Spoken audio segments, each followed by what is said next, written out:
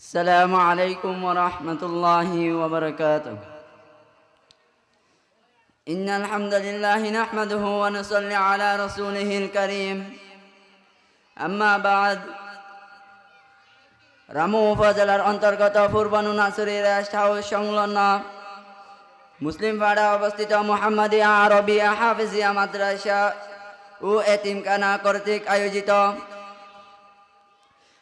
আজকের বার্ষিক ওয়াজ মাহফিলের সম্মানিত প্রধান অতিথি, বিশেষ অতিথি, বিজ্ঞ বিচারক বৃন্দ ও আমার সামনে উপস্থিতি সম্মানিত শ্রোতা বিন্দু সবাইকে জানাই অন্তরের অন্তঃস্থল থেকে মুবারকবাদ ও শুভেচ্ছা।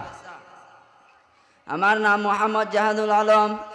আমি অত্র মাদ্রাসার শর্ট কোর্স বিভাগের প্রথম বর্ষের ছাত্র। সম্মানিত উপস্থিতি, আজকের এই মাহফিলের আমার আলোচ্য বিষয় হচ্ছে কুরআন তিলাওয়াতের ফজিলত। মুহতারাম হাজিরিন, হিংসা করা মহাপাপ। যদি এর অবকাশ থাকতো তাহলে কেবল দুই ব্যক্তির ক্ষেত্রে হিংসা করা যেত। সেই সৌভাগ্যবান কারা?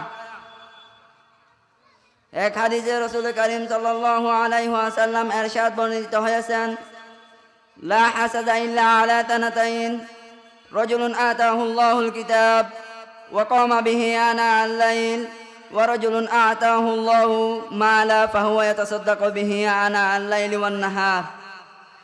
দুই ব্যক্তির ক্ষেত্রে কেবল হিংসা করা যায়। এক, যাকে আল্লাহ তাআলা কুরআন দান করেছেন আর সে রজনী ও দিবস প্রহরে তার কুরআন তেলাওয়াতে মগ্ন থাকে।